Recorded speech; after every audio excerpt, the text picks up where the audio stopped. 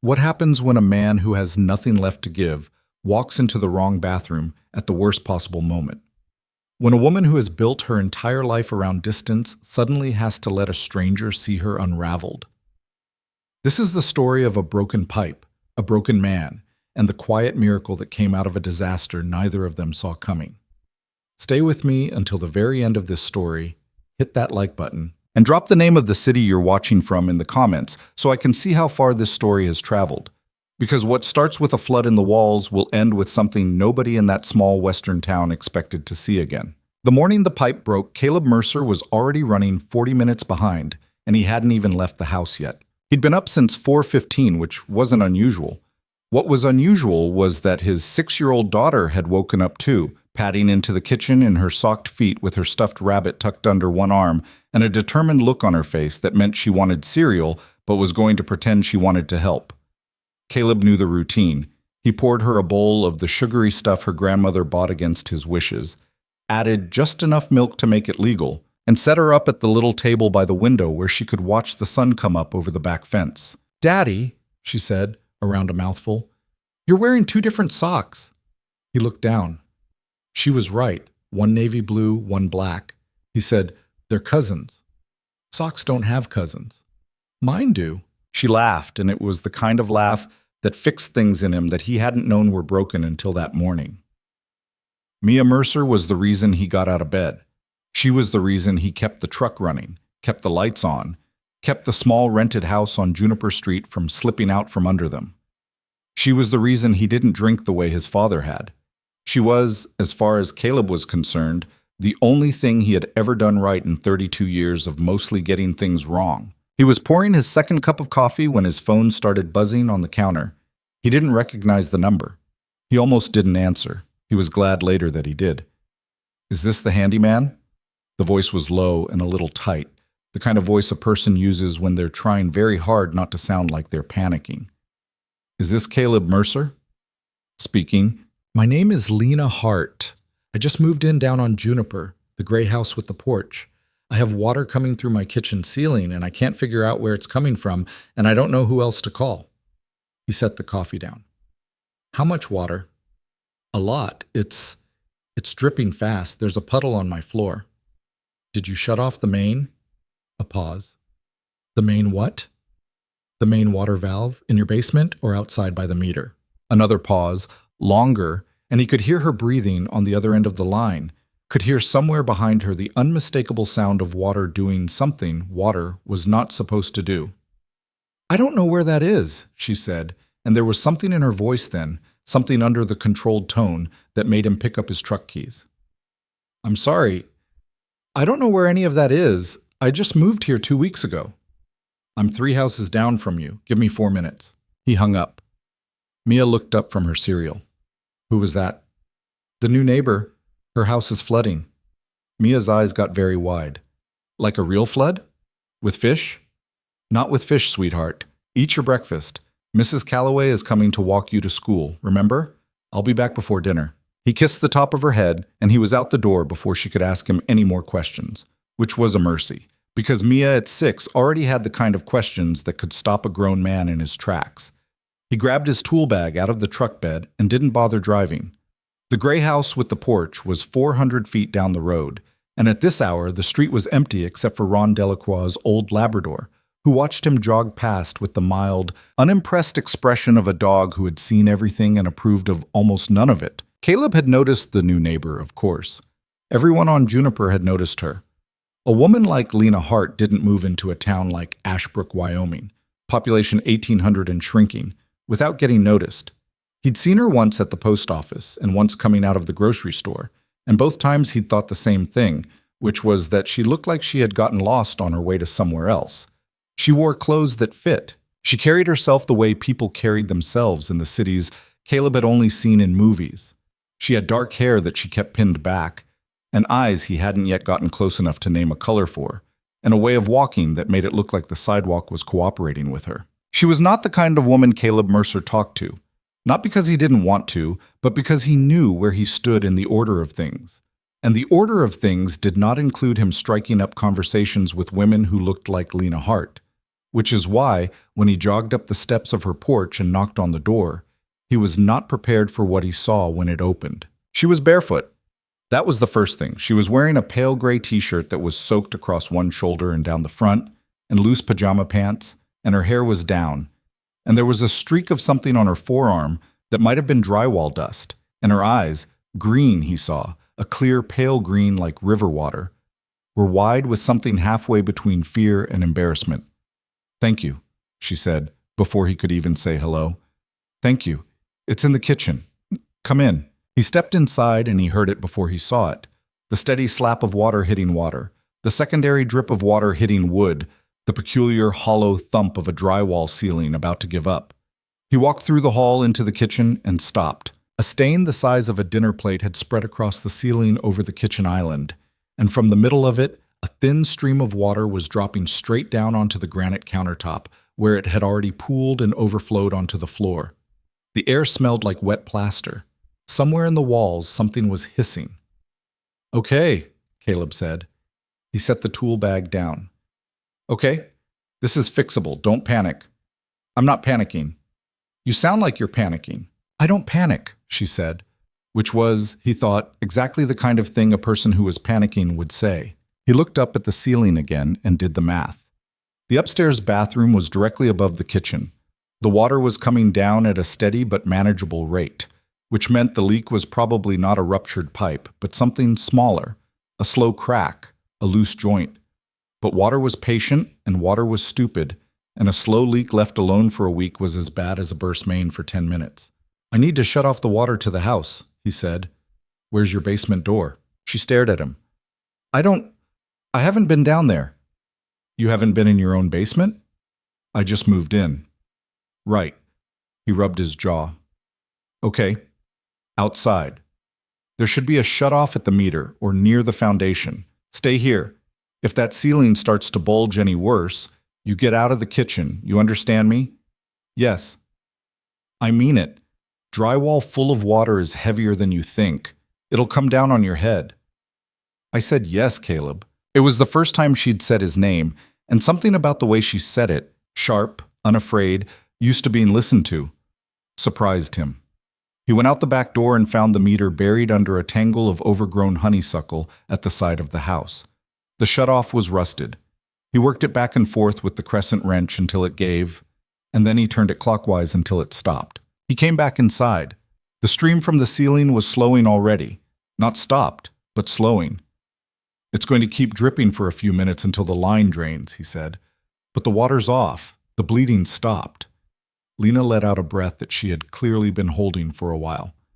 "Thank you," she said. "Don't thank me yet. I haven't found the leak." He went out to the truck and came back with a stepladder and a drop cloth and his moisture meter. He spread the drop cloth across the kitchen floor and set up the ladder under the stain. He put his hand against the ceiling. Wet, soft, starting to give. Bad, but localized. "How long has this been going on?" he said. "I noticed the water this morning, but I've been hearing a sound at night, in the walls. I thought it was the house settling." "How long?" She thought about it. "A week, maybe 9 days." "Jesus." He looked at her, and then he softened it.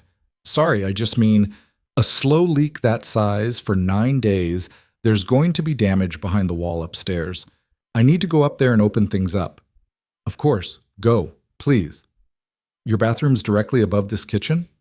"Yes, the main one." He started up the stairs with his tool bag over his shoulder. She stayed in the kitchen, watching the ceiling the way a person watches a fire that's been put out but might not be done. At the top of the stairs, he called back down. "Is the bathroom door open or closed?" "Open. I was just in there." That was the only warning he got, and it wasn't enough of one. He walked down the hallway. The door to the bathroom stood slightly ajar, steam curling out of it in the cold morning light. He pushed it open with his shoulder, already scanning the floor for wet spots, already crouching toward the base of the vanity where a pipe like this one usually gave up. And he heard her voice behind him, from the bottom of the stairs, rising in sudden alarm. "Wait, Caleb, wait. I was in the shower when I called you. I didn't think." He was already in the doorway. He looked up. The shower was running, steam, glass fogged, and behind the glass, silhouetted unmistakable, Lena Hart, who had, He realized in a single hot and horrified second, not actually been downstairs when he'd gone upstairs, because she had run down to meet him at the door and then run back up when he started asking about the basement.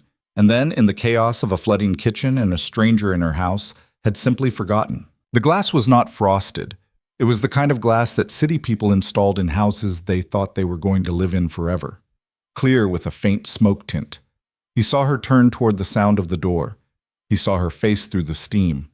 He saw her eyes go huge. And at the same instant, behind him, deep inside the wall to the left of the shower, something made a sound he had only ever heard twice before in his life. A sound like a gunshot muffled by a pillow. A pressure crack giving up all at once. He had maybe a second and a half. In that second and a half, several things happened inside Caleb Mercer's head. He registered Lena's face. He registered his own humiliation. He registered with absolute clarity the sound of a pipe behind drywall that had been weakening for 9 days and had just chosen at this exact moment to fail completely. And he registered the fact that if the main line behind that shower wall went, it wasn't going to be a drip into the kitchen. It was going to blow the wall out. It was going to send a woman through a sheet of tempered glass with a column of water behind her. He moved. He didn't think. He moved. He crossed the bathroom in 2 strides, yanked open the glass door, grabbed Lena Hart by the upper arm, and pulled her out onto the bath mat with enough force that she staggered into him, and he had to catch her against his chest with his other arm. She was naked and wet and gasping, and the t-shirt he was wearing was suddenly soaked through. And he did not look at her, did not look down, kept his eyes fixed on a point on the wall above her head, and said, "Get out. Get out of this bathroom. Now. What are you? Go." And behind them, the wall to the left of the shower bulged outward like something was trying to be born, and then it split, and a jet of water, the thickness of a man's wrist, punched through the drywall and hit the glass door exactly where Lena had been standing 3 seconds before. The glass held, but cracked, a spiderweb spreading across it in silence, and water began to gush across the tile floor. Lena made a sound. Not a scream, something smaller and rawer than a scream. Caleb had already grabbed a towel off the rack and shoved it at her without looking, and she had already taken it and wrapped it around herself. And then they were both out in the hallway, and he was pulling the bathroom door shut behind them, and she was leaning against the wall with her eyes closed and her hand pressed flat against her chest like she was trying to keep her heart inside her body. "The water's off at the main," he said. His voice sounded strange to him, far away. "It'll stop. Give it 30 seconds. She didn't answer. She was breathing hard. The towel was too small. "Lena, I'm fine. Lena, I'm going to go downstairs. I'm going to wait in the kitchen. You take whatever time you need. I'm sorry. I'm so sorry. I thought you were downstairs. I called up the stairs. I know. I didn't see anything." It was a lie, and they both knew it, but it was the kind of lie that was the only decent thing left to say. "I know," she said again. Her eyes were still closed. "Just go. Please, just go downstairs." He went. He walked down the stairs like a man carrying something fragile, and he sat down on the bottom step with his elbows on his knees and his face in his hands, and for a long moment he just breathed. His shirt was wet from collarbone to waist. His hands were shaking. He had pulled a grown woman naked out of a shower. He had saved her life, probably. He had seen her. He had not meant to see her. The two truths sat side by side inside him, and neither one canceled the other out. Upstairs he heard her moving. A door opened and closed. Another door. Water running in the sink. He got up and went into the kitchen. The ceiling had stopped dripping. The puddle on the floor was no longer growing. He bent down and began, with a towel from his tool bag, to soak up what he could. It was something to do with his hands. He had been doing this for maybe 4 minutes when he heard her on the stairs. She had changed. Gray sweater now, jeans, hair wet and twisted up and pinned. Her face was very pale. She stopped at the doorway of the kitchen and stood there with her arms crossed tightly over her chest and looked at him, and for a long moment neither of them said anything. "I didn't lock the door," she said finally. "I heard you come up the stairs, and I thought I had time to just—" She made a small, helpless gesture. "I don't know what I thought. It was my fault." "It wasn't. I called you. I told you to come up. I should have knocked." "You did knock. On the downstairs door." "I should have knocked on the bathroom door." "Why would you? You thought I was in the kitchen." They looked at each other. She was twisting the ring on her right hand, a thin silver band, not a wedding ring, something else, around and around. Mr. Mercer, Caleb, what happened in that bathroom? The pipe. Did you know it was going to do that? I heard it crack. Before you pulled me out. Yes. How much before? He thought about it. He wanted to lie to her. He wanted to make it sound more heroic and more considered than it had been. But he had spent his whole life around men who lied to women, and he had sworn a long time ago that he was not going to be one of them. A second, he said. Maybe less. I didn't think. I just grabbed you. She nodded slowly. She was still twisting the ring. The glass cracked, she said. Yes. If I'd been standing there, the glass would have held, probably. Glass like that, it's tempered. It cracks, it doesn't shatter. Probably. But you weren't sure. No. She let out a long, uneven breath. She uncrossed her arms and then crossed them again. She wouldn't quite look at him. I need you to go now, she said. I'm sorry. I'm so grateful. I'll pay you for today. Just please leave me your number and I just need you to go. I haven't fixed the pipe. I'll call a plumber. Lena, the wall is open. The water's off. But if you turn it back on for any reason, I won't turn it back on. I'll figure it out, please. He looked at her. Her face was closed. Her shoulders were high and tight. She had been embarrassed before in the first few minutes after, but what he saw in her now was something else. It was not anger exactly. It was something older than anger.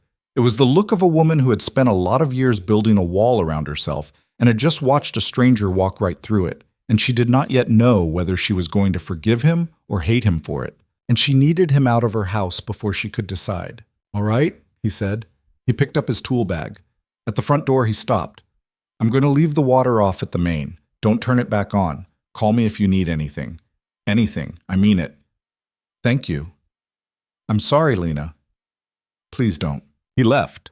He walked home along Juniper Street in the pale morning sun with his tool bag banging against his hip and his shirt still wet and his face burning and his heart, if he was being honest, doing something strange and unfamiliar inside his chest.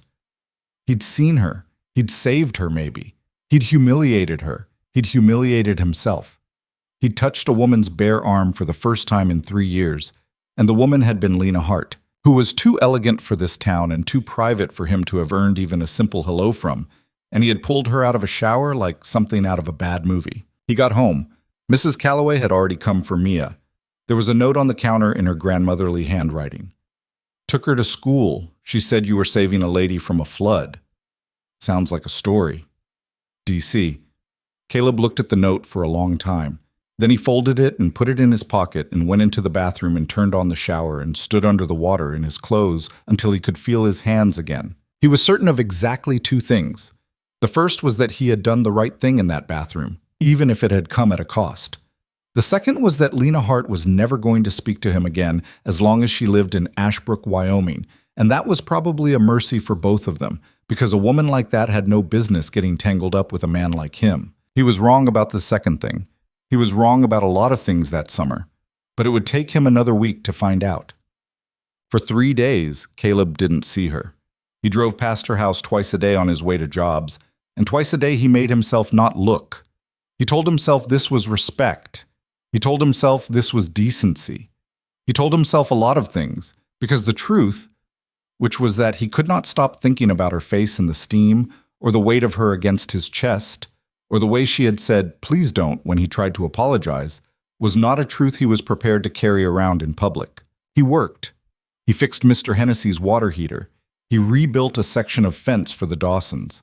He replaced a rotted joist under the Polanski porch while Mrs. Polanski brought him lemonade and talked his ear off about her grandson in Denver.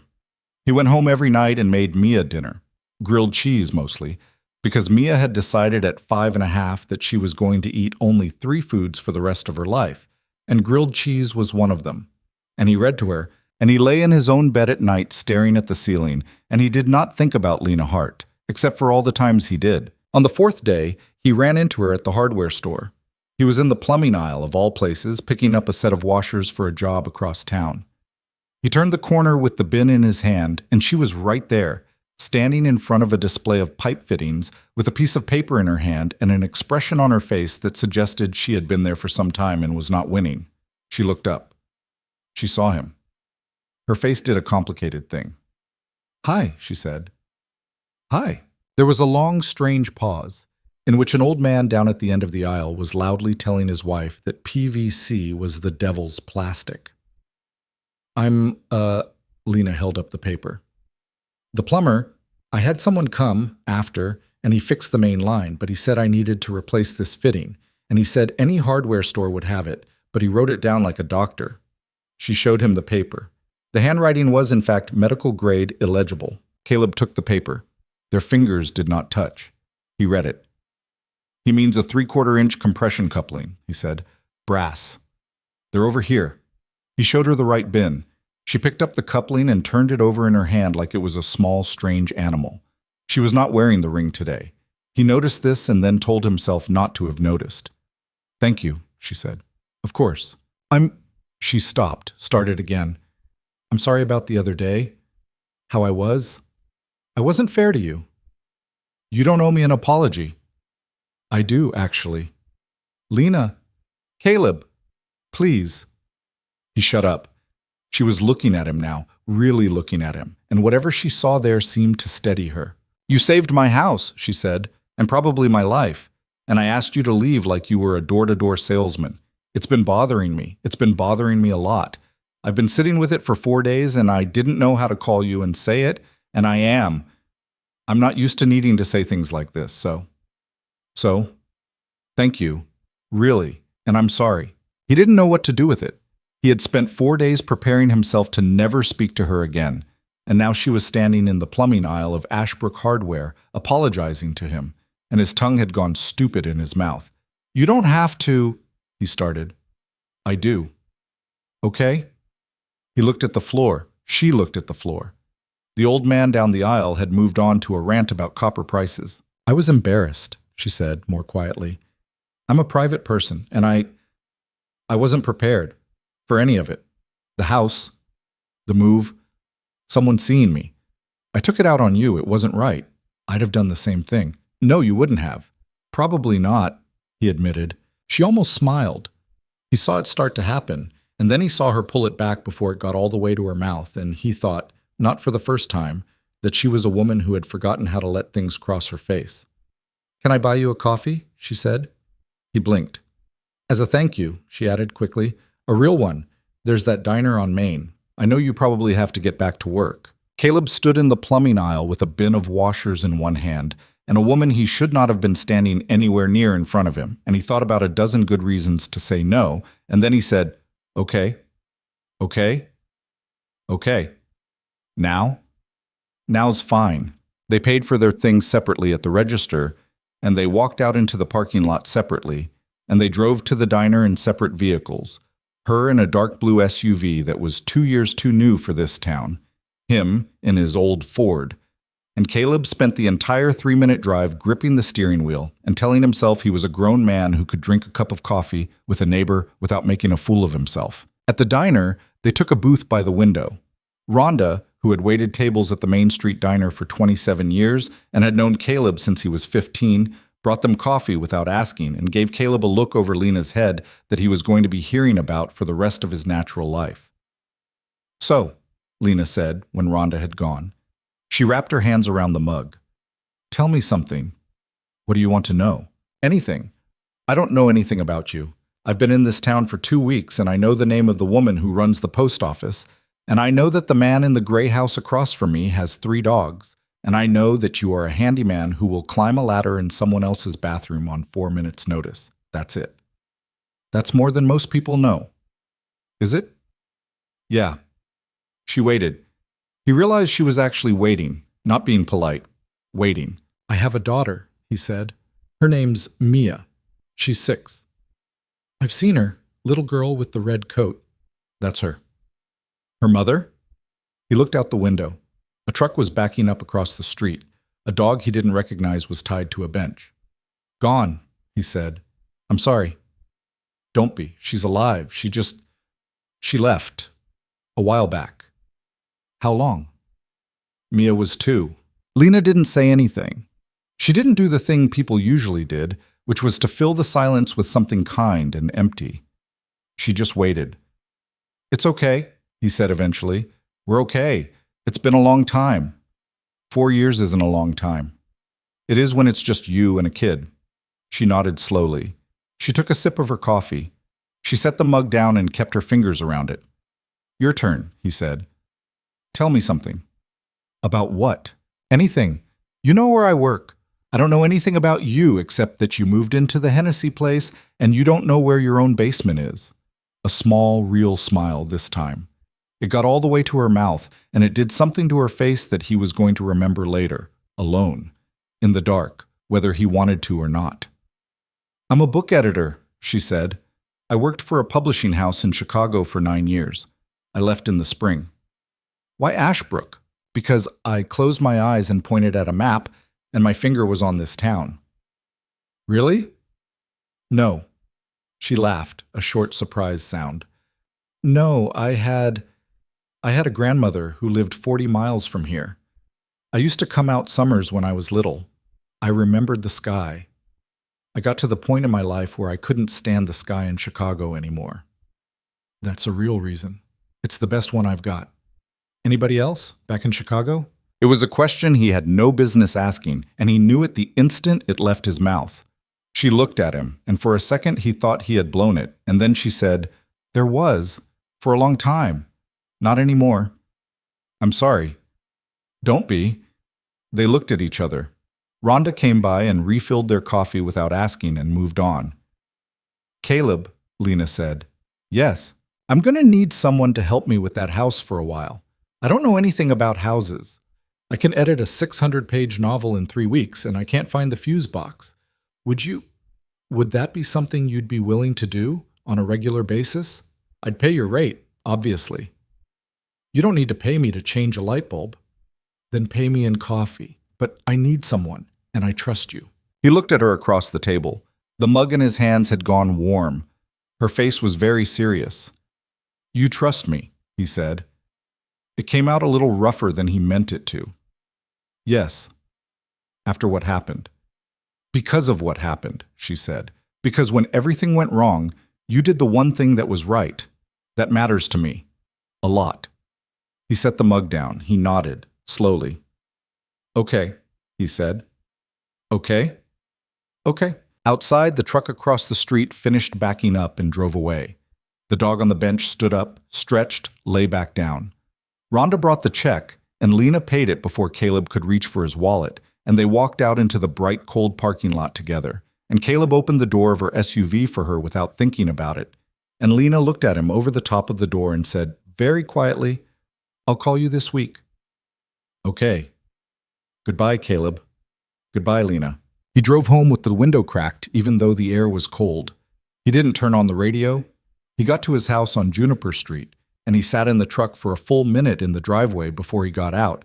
And he went inside, and he looked at the empty kitchen and the breakfast dishes he hadn't washed that morning, and he thought very distinctly, for the first time in longer than he could remember, something just started. He didn't know what it was.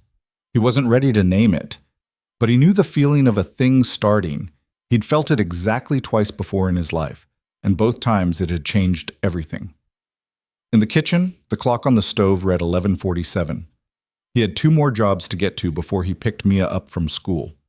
He washed the breakfast dishes. He grabbed a clean shirt. He got back in the truck. On the way out, he passed her house, the gray house with the porch. He made himself not look. He did not succeed. She called him on Tuesday. Caleb was on a roof on the south end of town, replacing a section of shingles that had given up during the last windstorm, when his phone buzzed against his thigh. He sat back on his heels, wiped his forehead with the back of his wrist, and saw her name on the screen. She had put herself in his contacts as Lena Hart, Juniper, like she thought he might know another Lena, like she wanted to be precise about it. "Mercer." "It's Lena." A pause. "Is this a bad time? I'm on a roof." "I can call back." "I meant I'm on a roof and I answered anyway. What's up?" She laughed, a short, quiet sound, and he heard her settle into something. A chair, probably, the old green one he'd seen through her front window. "My kitchen sink is making a noise. I don't know how to describe it. It's not a drip. It's more like a groan when I turn off the hot water. Air in the line. Is that bad? It's annoying. Not bad. I can come by tonight if you want, after I pick up Mia. Bring her. What? Bring your daughter. I'd like to meet her, if that's all right. He was quiet for long enough that she said his name softly to make sure he was still there. I'm here, he said. Yeah, I can bring her. Around 6? 6 is fine. I'll have something for dinner. Lena, you don't have to. I know, 6 o'clock, Caleb. She hung up before he could argue. He sat on the roof with the phone in his hand and looked out across the town, the low brown roofs, the water tower, the flat pale sky, and he thought, what are you doing? He didn't know whether he was asking himself or her. He finished the shingles. He drove to the elementary school. Mia came running out of the double doors with her red coat half zipped and her backpack bouncing against her spine, and she climbed into the passenger seat and said, Daddy, Tyler Brennan said his dad punched a bear. His dad did not punch a bear. He said, Tyler Brennan is 6 and full of opinions. I'm 6. You're different. She considered this and apparently found it acceptable. She opened her backpack and started rummaging. We're going to the new neighbor's house for dinner, he said, as casually as he could manage. Mia stopped rummaging. The lady in the gray house? Yes. The one you saved from the flood? I didn't save her from a flood. I fixed a pipe. That's not what Mrs. Calloway said. Mrs. Calloway needs a hobby. Why are we going to dinner? Because she invited us. Why? He glanced over at her. She was watching him with the full, unblinking attention of a child who had detected something interesting in the emotional weather of her father's face. Because she's nice, he said, and she doesn't know a lot of people in town, and it's a neighborly thing to do. Is she your girlfriend? Mia. What? Riley's mom has a boyfriend. He has a motorcycle. She's not my girlfriend. She's a neighbor. Eat your fruit snacks. I already ate them. Then don't eat them. She laughed, and she reached over and patted his arm the way she sometimes did when she'd decided he needed looking after, and he felt something tighten in his chest that he did not examine too closely. At 5:55, they stood on Lena's porch. Mia had changed out of her school clothes into her favorite dress, which was purple and had a small ketchup stain on the hem from a previous adventure, and she was holding a dandelion she had picked from the edge of the driveway because she had decided, entirely on her own, that you did not show up to someone's house without bringing something.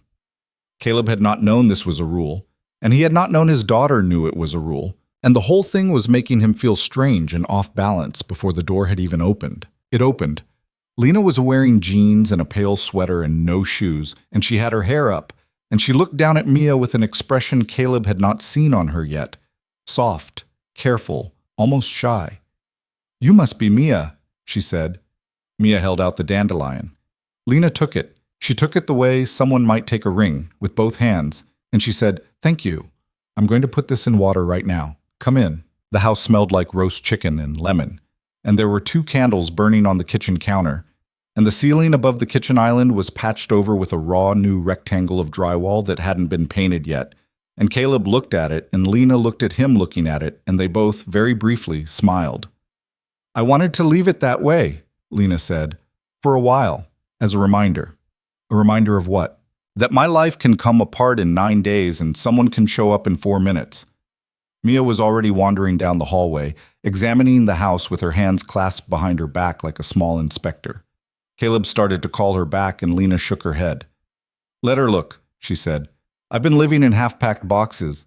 There's nothing she can hurt. They sat down at the dining table, which was a heavy old oak thing Lena said had come with the house, and Lena served the chicken and roasted potatoes and green beans, and Mia ate with the methodical seriousness of a child who had decided to be on her best behavior. Lena asked her about school. Mia told her about a boy named Henry who had, last week, put a piece of tape on his forehead and claimed to be a unicorn. Lena said this sounded like a serious commitment. Mia agreed. Caleb watched them, and he ate, and he did not trust his own voice entirely, so he said less than he meant to. After dinner, Mia asked if she could see the rest of the house, and Lena took her on a tour. Caleb stayed at the table. He heard them upstairs, Mia asking questions, and Lena answering them, and he thought about the last time a woman had walked his daughter around a house, and how long ago that had been, and how it had not ended well, and he told himself to stop thinking like that. When they came back down, Mia had a small paperback book in her hands. Lena said I could borrow it. What is it?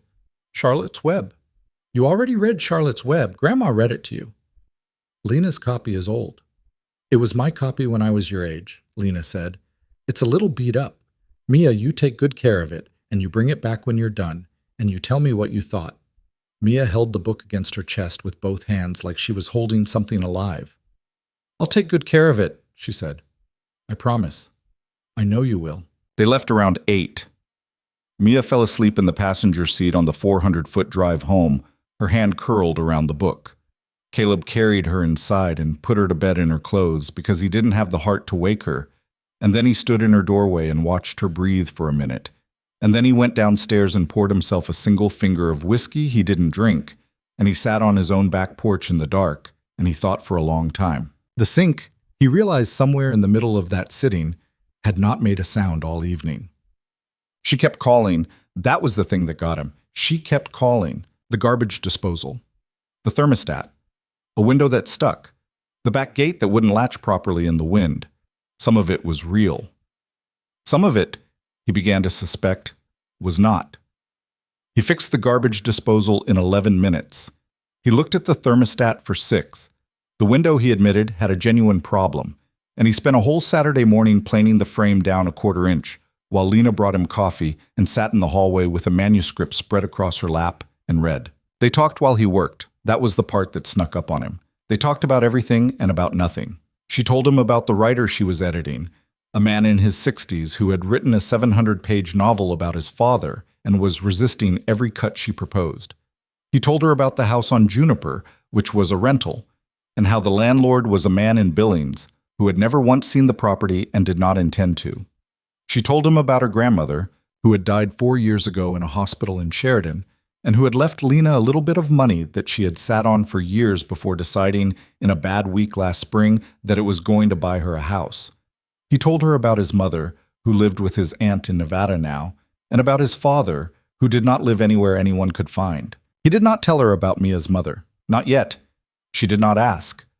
On a Thursday, she called him at 3 in the afternoon and said, I need your help with something that isn't broken. Okay. I want to hang a shelf. In the living room. I've had the shelf for 11 years and I've never lived anywhere long enough to hang it. I can do that. Tonight? Tonight. He came over after dinner. Mia was at Mrs. Calloway's for a spelling test sleepover, which was apparently a thing now among the first graders, and the house on Juniper Street was empty and quiet. And he had stood in his kitchen for 10 full minutes trying to decide whether to change his shirt before coming over. And he had, in the end, changed his shirt, and he had felt ridiculous about it the whole walk down the street. Lena opened the door and looked at him and said, You changed your shirt. I did not. You did. That's the gray one. You always wear the blue one. I don't always wear the blue one. You wear the blue one 80% of the time. You've been counting? I noticed things. He stepped inside. She closed the door behind him. The shelf was a heavy thing, a dark wood, with some kind of iron brackets that looked older than the house. She had laid it out on the living room floor along with a box of anchors and screws and a level and a stud finder she had clearly just bought, still in its plastic. He picked up the stud finder. You bought a stud finder. I thought I should contribute. This is a good one. The man at the hardware store told me it was a good one. The man at the hardware store was not lying. He took off his jacket. He rolled up his sleeves. She put on music, something low and old and unfamiliar to him, a woman singing in what might have been French, and she poured 2 glasses of red wine and set one on the coffee table near where he was working. I'm working, he said. You can work and have wine. Not when I'm drilling into your wall, I can't. 1 sip. He took 1 sip. It was better than anything he had ever drunk in his life, and he knew, with a small sinking feeling, that she had not bought it cheaply. He measured. He marked. He found the studs. He set the anchors. She sat on the couch with her feet tucked under her and watched him, and she did not talk. And he was aware of her the entire time in a way that he had not been aware of another person in a very long time. Aware of the sound of her breathing, aware of the fact that she had washed her hair, aware of the small movements she made when she shifted her weight. He got the shelf up. He stepped back. It was level. It was solid. He had done it in maybe 40 minutes, and it would be there in 40 years if the house was still standing. Caleb? Yes? Come here. He turned around. She was still on the couch, and she had set her wine down, and she was looking at him in a way he had no defense against. I didn't buy the stud finder because I wanted to contribute, she said. I bought it because I needed a reason to call you. He didn't move. The garbage disposal was broken, she said. The sink did groan. That part was real, but the rest of it, the window, the gate, tonight, I could have done most of it myself, or I could have hired someone in Sheridan, or I could have left it for later. I didn't. Lena, I'm not saying this well. You're saying it fine. I'm saying it badly. I haven't said something like this in 8 years. I don't remember how. He walked over to the couch. He sat down. Not next to her exactly. Close enough that he could have reached her if he'd lifted his hand. He did not lift his hand. 8 years, he said. I was engaged. A long time. It didn't work out. That's the shortest version of it. There's a longer one if you want it someday. I want it someday. Okay. They sat there. The music changed to a different song. He could hear his own pulse. I'm a single father, he said finally. I have a 6-year-old who is already attached to you after 2 dinners. I work with my hands. I went to 2 semesters of community college and dropped out to work when my mother got sick. I have $340 in my savings account, and the truck is 10 years old and needs a new transmission by next spring. You should know all of that before anything. I'm not what you think I am, if you think I'm something. She was looking at him very steadily. I think you're a man who ran up a flight of stairs for a stranger, she said. I think you're a father who makes his daughter grilled cheese every night because that's what she'll eat. I think you own 2 shirts, and one of them is blue. I don't think you're a fantasy, Caleb. I think you're a person. That's what I want.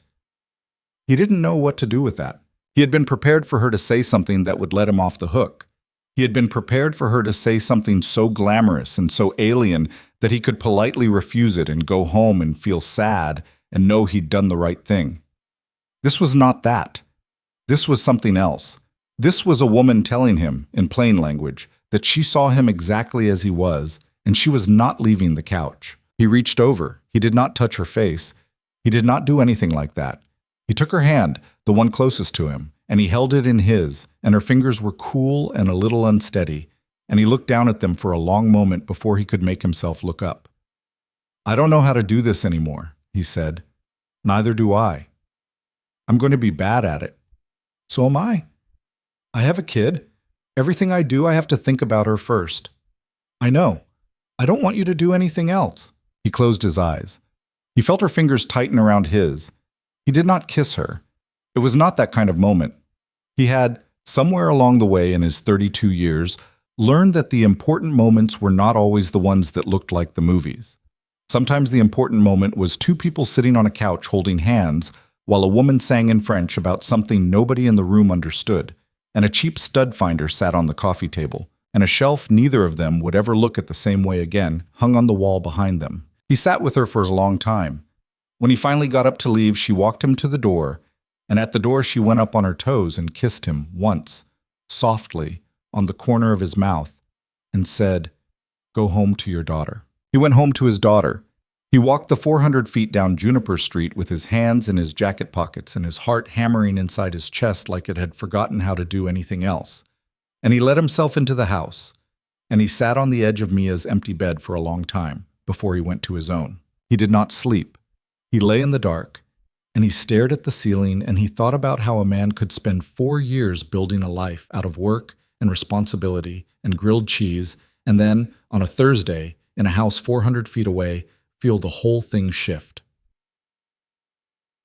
In the weeks that followed, something quiet and dangerous took shape between them. Dangerous was the word Caleb kept using in his own head, even though he knew it wasn't quite right. It was not dangerous in the way a bad road was dangerous or a bad man was dangerous. It was dangerous in the way that any good thing was dangerous, which was that it could be taken from him, and the taking would cost him more the longer he had it. And he knew this because he had been through it before, and he had sworn, when Mia's mother walked out, that he was never going to put himself in a position to be broken like that again. He he recognized, in a position to be broken like that again. He did not stop. He came over for dinner on Tuesdays. He stayed on Thursdays after Mia was in bed, with Mrs. Calloway on call 2 houses over if Mia woke up. Lena came to the house on Juniper on Sunday afternoons and read in the kitchen while Caleb cooked, which was not something he was good at, but she said his presence improved the room regardless of what came out of the oven. Mia had, by the 3rd week, decided that Lena belonged to their family in some official way that Mia herself had invented and refused to explain, and she asked about Lena on the days they didn't see her, and she made drawings for Lena and left them on the kitchen table for Caleb to deliver. And once Caleb had come downstairs in the morning to find a drawing of 3 people holding hands, a tall man, a small girl, a tall woman with long dark hair, and he had stood at the kitchen table looking at it for several minutes before he could make himself put it in his bag. They talked about things. Real things. He told her one night about Mia's mother. Her name was Danielle, and she had been his girlfriend in high school, and she had gotten pregnant at 24 and he had married her at 25, and she had left when Mia was 2, not for another man, not for anything dramatic, just because she had decided one morning that she was not the kind of person who could do this, and she had packed a bag and gone to her sister's in Portland, and he had not heard from her in a year and a half. She sent Mia a birthday card every year. She did not pay child support. He did not ask her to. Lena had listened to all of it without saying anything. When he was done, she had said, "Do you hate her?" "No." "No?" "I did for a while. I don't anymore. She wasn't lying when she said she couldn't do it. She really couldn't. I wish she had figured that out before we had a kid." "That's fair." "I don't know if it is, but it's what I've got." He told her another night about the 2 semesters of college, about how he had wanted to be an architect, about how he still sometimes, driving past a new building in Sheridan or Cheyenne, looked at it and thought about how he would have framed the roofline. He had never said that out loud to another person in his life. He did not know why he was saying it to her. She told him about Chicago, about the publishing house, and the man she had been engaged to, whose name was Peter, and who had been kind and stable and not a bad person exactly, but who had, after 8 years and 3 postponed weddings, quietly admitted that he was not in love with her and had not been for some time, and had moved out on a Saturday while she was at a conference in New York. She had come home to a half-empty apartment and a note on the kitchen counter. She had not cried. She had, she said, sat on the floor of the kitchen with her coat still on for about 2 hours, and then she had gotten up and made herself a sandwich and gone to bed, and she had understood, in some cold, quiet way, that she had seen it coming for at least 3 of those 8 years, and had simply not allowed herself to know it. "That's why I don't panic," she said. "What do you mean?" "When the pipe broke, I said I don't panic. I think I used it all up in Chicago. I think I don't have any panic left." "That's not how it works." "No? You still get to be scared. You just use it up on different things now." She had looked at him for a long time when he said that. One Saturday in late August, he took Mia and Lena to the reservoir outside town. They spent the afternoon on a blanket under a cottonwood tree, and Mia waded in the shallows and caught a small striped fish in her hands that she released at Lena's insistence. And the 3 of them ate sandwiches that Lena had made and apples that Caleb had brought. And at one point, Mia fell asleep with her head on Lena's thigh, and Lena had looked down at her sleeping daughter, Caleb's daughter, and then looked up at Caleb, and her face had done something he did not have a name for. "I've never," she started. "I know. I'm terrified of messing this up." "I know. If she gets attached to me and I disappear, you won't disappear. You can't promise that." "No, I can't." "Then why are you letting this happen?" He thought about it for a long moment. The cottonwood leaves clicked above them in the dry wind. Mia shifted in her sleep and murmured something and was still. "Because I'm tired of being afraid," he said. "I've been afraid for 4 years. Every day. Every single day. And I looked up a couple weeks ago and I realized I was standing in my kitchen hoping the phone would ring, and the phone was going to be you, and I didn't want to be afraid of that. I want to be afraid of other things. Not this." She did not answer him for a long time. She stroked Mia's hair very slowly with the tips of her fingers. Finally she said, "Caleb?" "Yes. I'm going to try very hard not to disappear. I know you are. I might fail. I know. But I'm going to try." He nodded. He could not say anything else. He reached over, carefully, because of the sleeping child between them, and he put his hand over hers, and she turned her palm up to meet his, and they sat like that, quiet, while Mia slept and the afternoon went gold around them. It should have been the kind of day that settled something. It wasn't. He knew, driving home that evening with Mia asleep in the back seat and Lena in the passenger seat watching the mountains turn purple, that nothing had been settled. Everything had only become more complicated. He had led her onto the blanket with them. He had let his daughter fall asleep on her. He had, somewhere between the first dinner and this afternoon, stopped being able to imagine an Ashbrook without her in it. And that was the kind of thing a man in his position could not afford to feel. He felt it anyway. That night, after he had carried Mia to bed, and after Lena had kissed him at his own front door and walked back to her house through the dark, he stood in his kitchen with his hand on the counter and he said, out loud to no one, "Don't let this one go wrong." It was not a prayer. He didn't pray. It was something else. A request to the universe, maybe, or to himself, a promise. He did not entirely know what he was promising, or to whom, but he knew that he meant it with everything he had. In the other room, Mia coughed in her sleep and rolled over. The refrigerator hummed. Outside, a dog 2 houses down barked once and was quiet.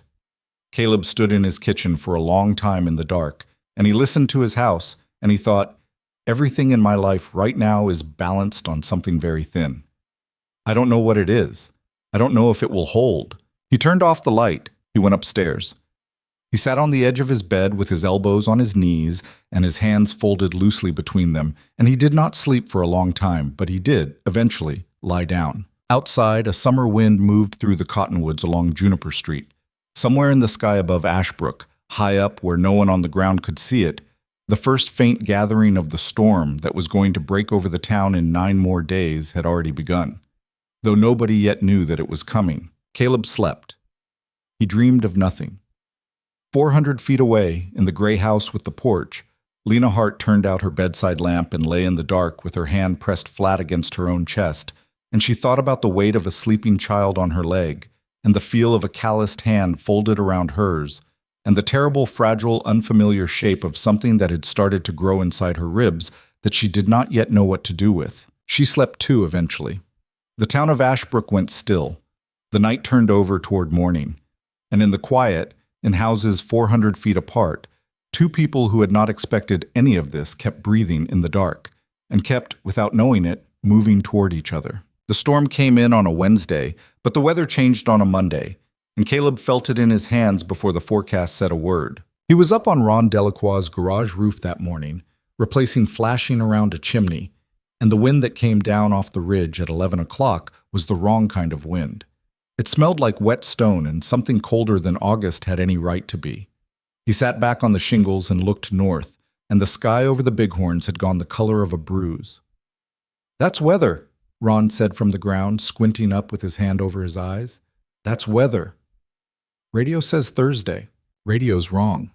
"Radio's been wrong for 50 years. Caleb climbed down. He finished the flashing. He drove home and he took Mia to the grocery store after school, and he bought extra milk and a package of batteries and 2 cans of the cheap soup Mia would eat in a pinch. And Mia, at 6, watched him do this with the grave attention of a child who had figured out that her father only bought extra soup when something was coming. "Is there going to be a tornado?" she said from the cart. "No tornadoes, kiddo." "Riley said there's going to be a tornado." "Riley's dad doesn't know what he's talking about."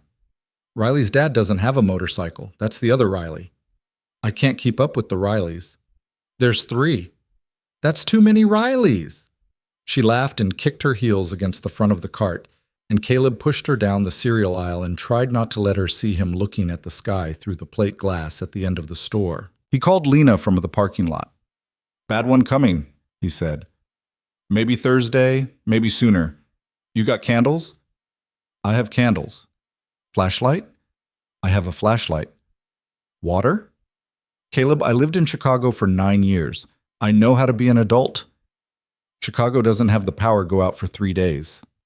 A pause. "It goes out for 3 days?" "It can. Last October it did. The lines up on the ridge come down and they can't get to them for a while. Fill your tub. Charge your phone tonight. If it gets bad, come to us. The house on Juniper has a wood stove. Yours doesn't." "I can't leave." "You can. Don't argue with me about this one, Lena. He hadn't meant it to come out that way, and he heard her hear it, and he heard her pause on the other end of the line and decide quietly not to be offended. Okay, she said. I won't argue. I'm sorry, I know this town. I've seen what it does. I don't want you in that house alone if it goes bad. I said, okay, Caleb. He hung up. He sat in the truck for a minute with his hand on the wheel. Mia was in the back seat with a fruit pouch, watching him in the rear view. Is Lena coming to our house? She said. Maybe, if the storm gets bad. Good. Why good? Mia thought about it. She sucked on the fruit pouch. She said, because then if I get scared, there's 2 grown-ups. He drove her home. He did not trust his voice. The storm was not Thursday. It was Wednesday night, and it came faster than anyone had said it would. Caleb was in the middle of washing the dinner dishes when the wind hit. He heard it before he felt it. A long, low, shouldering sound against the north side of the house, and then the kitchen window rattled in its frame, and then the light stuttered once and came back. Mia, at the kitchen table with her homework, looked up. Daddy. I know, baby. It's the storm. Riley said, Riley was wrong, but also Riley was right. It's just wind, no tornadoes, I promise. The lights stuttered again, and this time they went. The house dropped into dark so complete that for a second Caleb could hear only his daughter's breathing and the rain that had started sheeting against the window. He had already moved toward the drawer by the stove before he registered he was moving. His hand closed around the flashlight. He clicked it on. See, he said. No big deal. We're fine. I can't see my math. Math's canceled. Official decree. She giggled, a small scared sound, and he went around the kitchen lighting the 2 hurricane lamps they kept on the top shelf of the pantry, and the room came back in warm yellow. He went to the living room and started a fire in the wood stove. The wind was doing something serious outside now. A branch hit the roof and skittered off. Rain was coming in sideways. He put another log on. He got out his phone. He called Lena. It rang. It rang. It went to voicemail. He called again, same thing. Stay here, he said to Mia. Sit by the fire. Do not leave this couch. I'm going to go get Lena. It's raining really hard. I know. I'll be right back. Mrs. Calloway is 2 houses that way. If you need anything, you run to her. You hear me? 2 houses. That way. He pointed. You remember? I remember. Good girl. I'll be back in 10 minutes. He grabbed his rain jacket off the hook by the door. He pulled it on. He stepped out into the porch, and the wind nearly took the door out of his hand, and he had to lean his shoulder into it to get it shut behind him. And then he was down the steps and into the yard, and the rain hit him like someone had opened a valve. Juniper Street was dark. Every house. Not a single light on anywhere. The wind was coming up the road in long, rolling waves, and the cottonwoods along the sidewalk were bending in ways cottonwoods were not really built to bend. Somewhere up the hill, a transformer blew with a crack like a rifle and a flash of green light, and Caleb flinched and kept walking. 400 feet had never felt so long. He got to her porch. He went up the steps 2 at a time. He banged on the door with the heel of his hand. Lena. Nothing. Lena. It's me. Open up. The door opened. She was standing in the dark with a flashlight in one hand and her phone in the other, and a robe pulled over pajamas, and her hair was down and she looked smaller than usual, and her face when she saw him did a thing, relief, he realized, with something else under it. And she said, My phone died. I plugged it in and the power was already out. I didn't know. I've been calling. I know. I'm sorry. Get your stuff, coat, shoes, something to sleep in. We're going to the house. Lena. Now. Tree's going to come down on this block tonight. Let's go. She didn't argue. She didn't panic. She moved, which was the thing he had learned about her, which was that when it mattered, she moved. She shoved her feet into boots. She grabbed a coat. She grabbed her charger and her laptop bag because that was Lena. She grabbed the paperback of Charlotte's Web from the coffee table, and at first he didn't understand, and then he did. Mia had returned it 2 days ago, and Lena had put it back on her own shelf, and now Lena was bringing it. She locked the door behind her. She handed him the laptop bag and took his hand. They ran. They ran down her porch steps and across her yard and down the sidewalk in rain so hard it was like running through a standing wall of it, and the wind shoved at them from the side, and Caleb kept her on the lee side of him without thinking about it. And halfway down the block, a branch the size of his arm came down in the street in front of them, and Lena made a sound, and he pulled her closer against his shoulder, and they kept going. They got to the porch. They got inside. He slammed the door and threw the deadbolt, and they stood in the hallway dripping, and the living room was warm and firelit, and Mia was sitting exactly where he had left her on the couch. And when she saw Lena, her whole face did something that Caleb was not going to forget for the rest of his life. "You came," Mia said. "I came, sweetheart." Mia got off the couch and walked over and put her arms around Lena's waist. And Lena, soaking wet and shaking, put her hand on the back of Mia's head and closed her eyes. "Hi," Lena said, into the top of Mia's hair. "Hi." Caleb stood in the hallway and watched them and took off his wet jacket and did not trust himself to speak. The power did not come back. They set themselves up in the living room. Caleb got dry clothes for Lena out of the small dresser in Mia's room.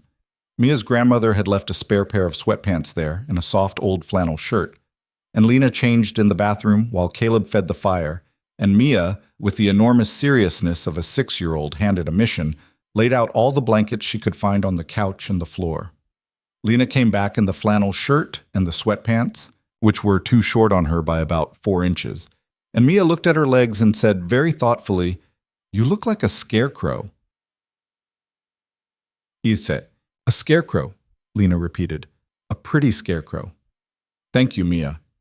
"You're welcome." Caleb heated soup on the wood stove. They ate sitting on the floor around the coffee table in the firelight, bowls on their laps, and outside the storm did what it wanted. And the house on Juniper creaked in the old places it always creaked. And Mia, who had been scared 20 minutes ago, was now entirely unbothered, the way kids sometimes were once the grown-ups had visibly started handling things. "Daddy tells stories when the power goes out," she said around a mouthful. "Does he?" "Tell her, Daddy." "Tell her what?" "The story about the bear and Grandma's garbage." "That's not a story. That's a thing that happened." "Tell it like a story." So he did. He told it like a story. He sat on the floor with his back against the couch, and his daughter leaning against his shoulder and Lena across from him with the firelight on her face. And he told the story of the summer his grandmother in Nevada had put a bear out of her garbage can with a broom, and he stretched it, and he added things, and he made Lena laugh, the real laugh, the one that got all the way to her mouth. And Mia laughed until she hiccuped, and when he was done, Mia said, "Now Lena tells one." "I don't know any stories. You have to." "Mia, Dad said there's 2 grown-ups now. If there's 2 grown-ups, you have to tell a story." Lena looked at him over the top of Mia's head.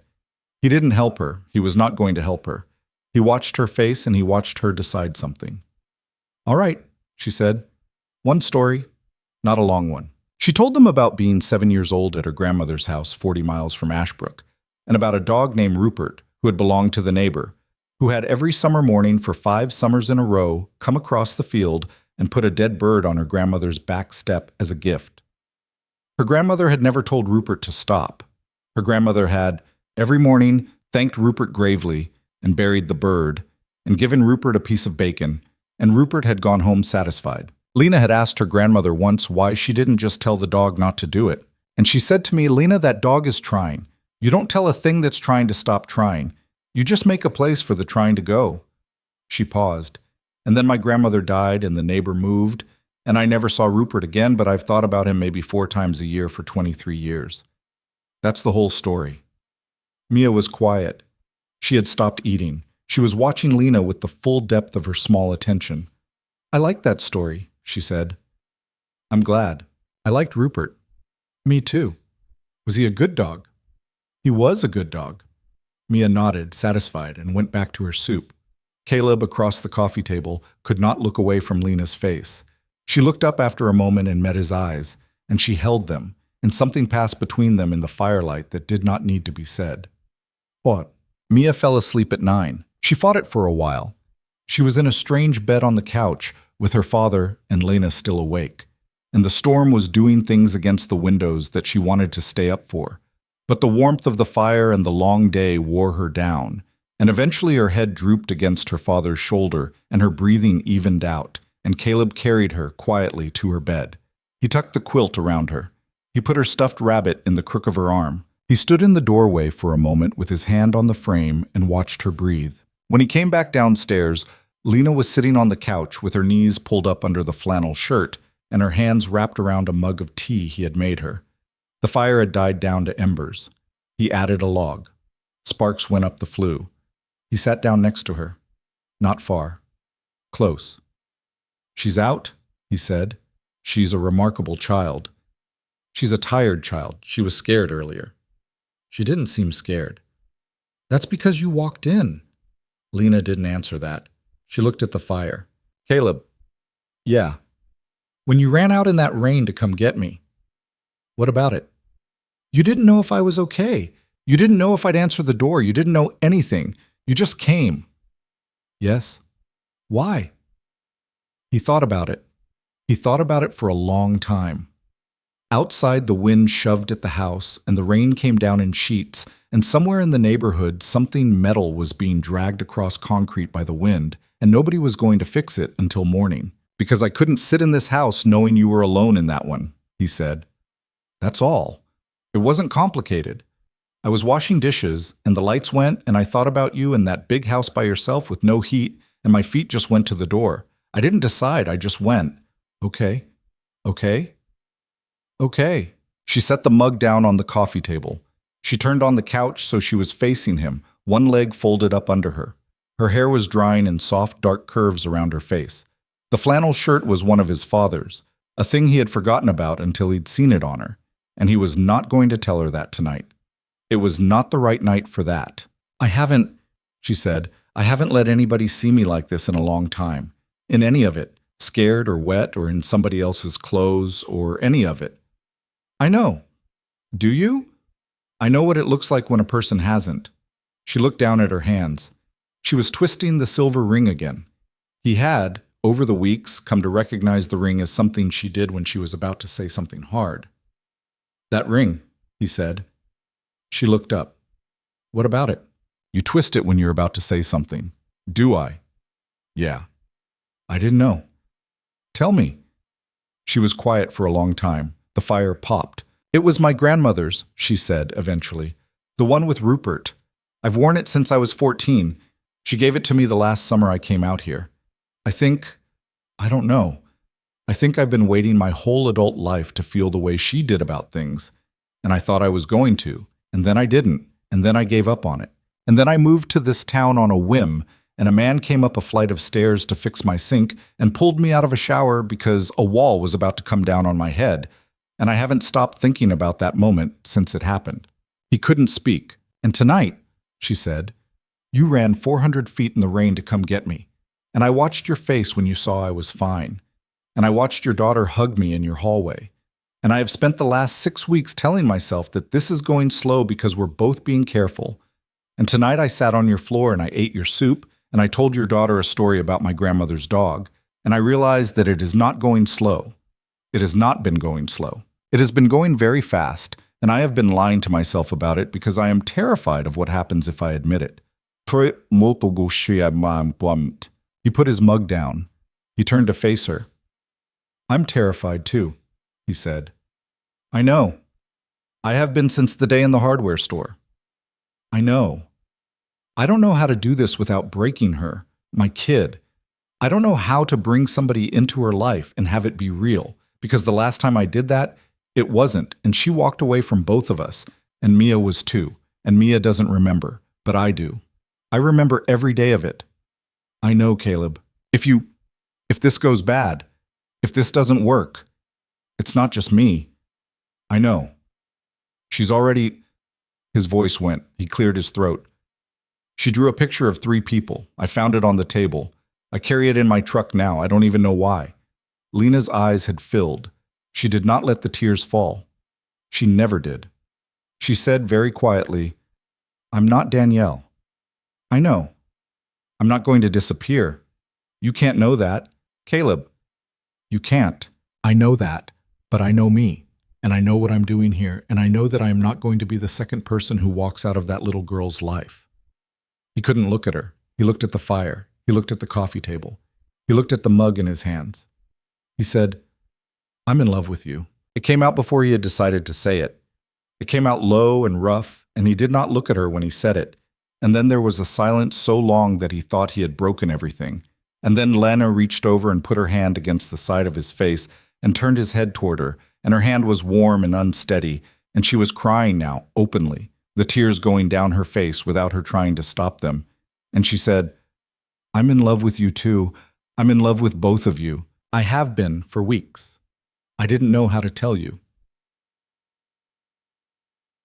He kissed her. He had been waiting 6 weeks to kiss her, and he had rehearsed it in his head in all the stupid ways men rehearse these things, and when it finally happened, it was none of those ways.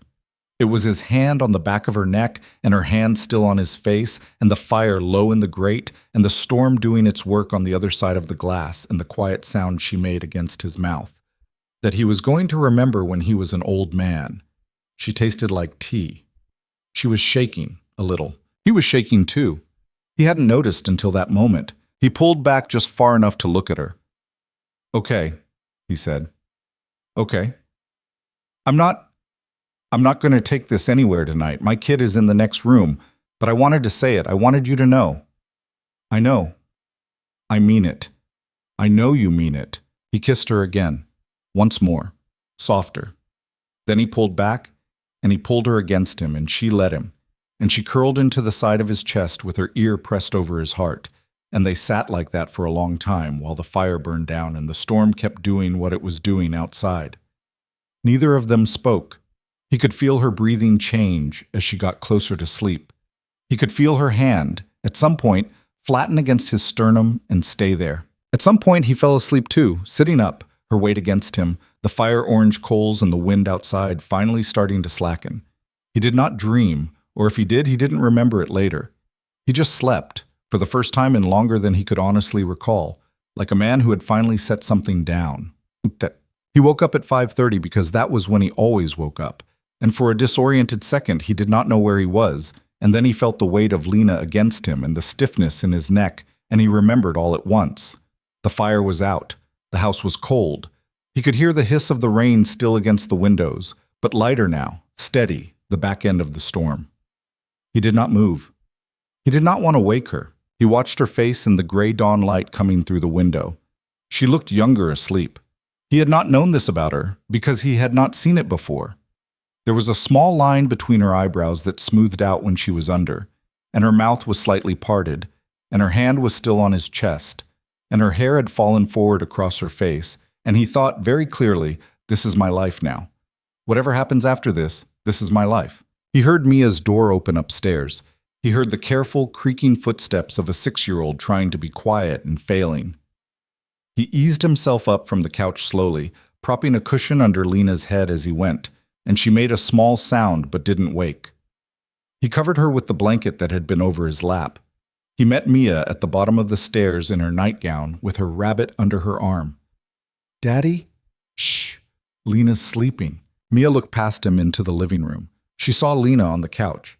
Her face did a slow, thoughtful thing. She stayed, Mia whispered. She stayed.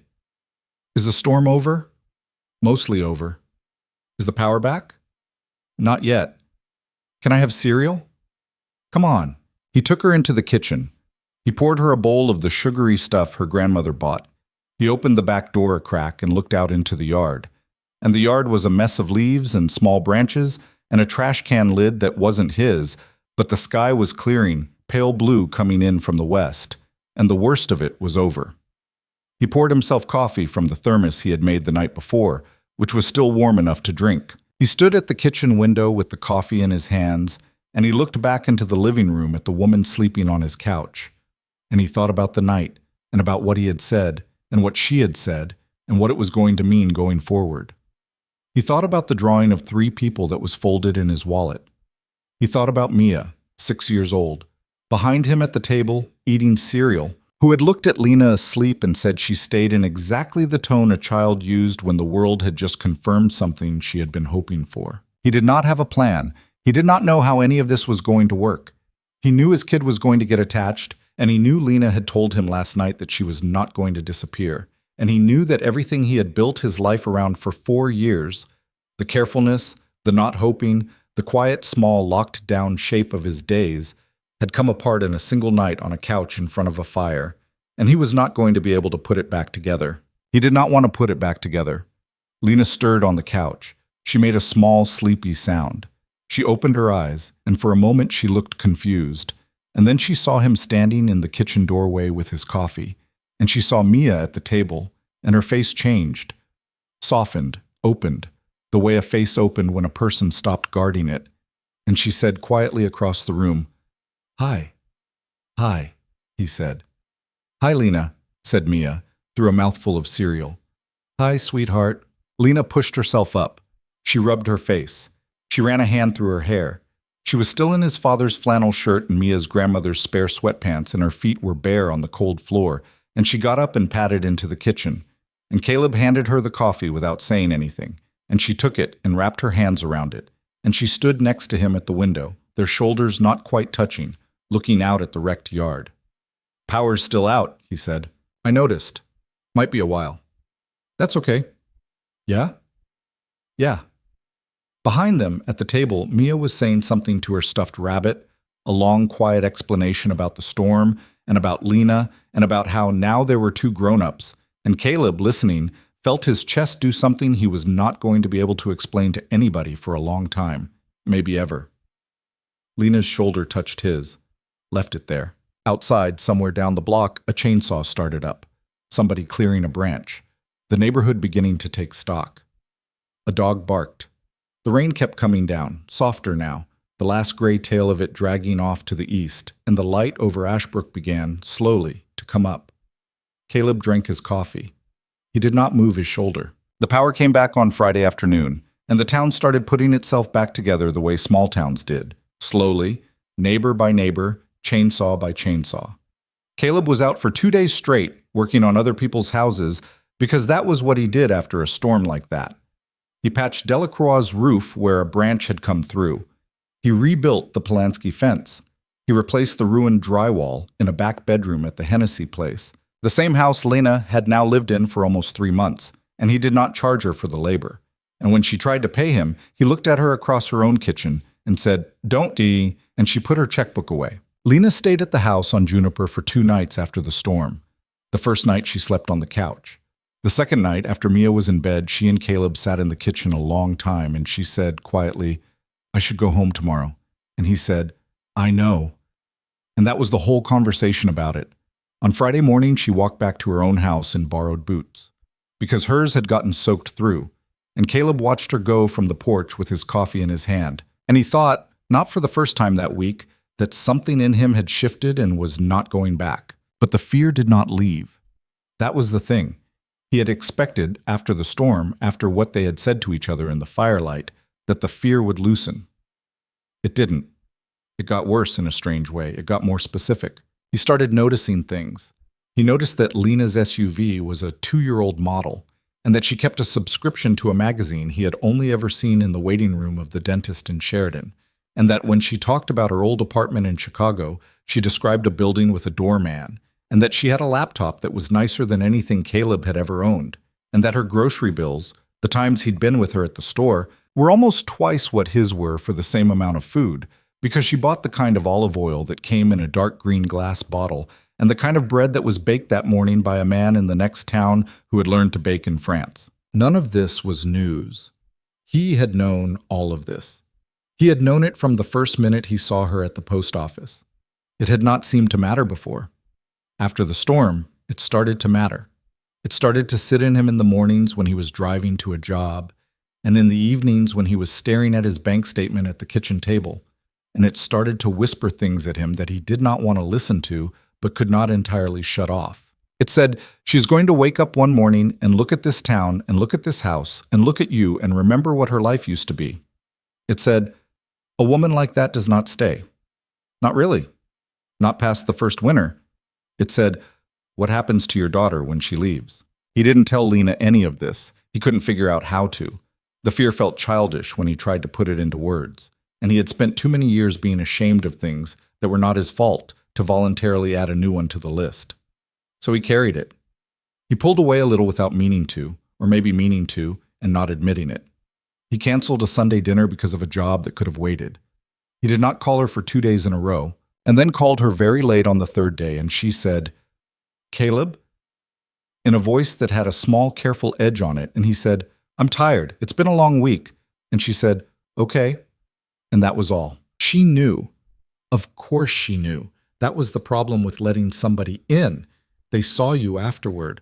On the Wednesday after the storm, a week to the day, she came to the door of the house on Juniper at 7 in the evening with a casserole dish in her hands and an expression on her face that said she was done being patient.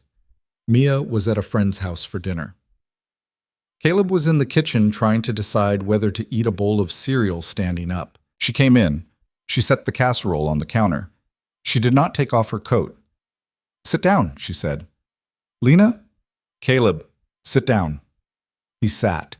She stood on the other side of the kitchen table with her hands on the back of a chair, and she looked at him for a long moment, and he made himself look back. "What are you doing?" she said.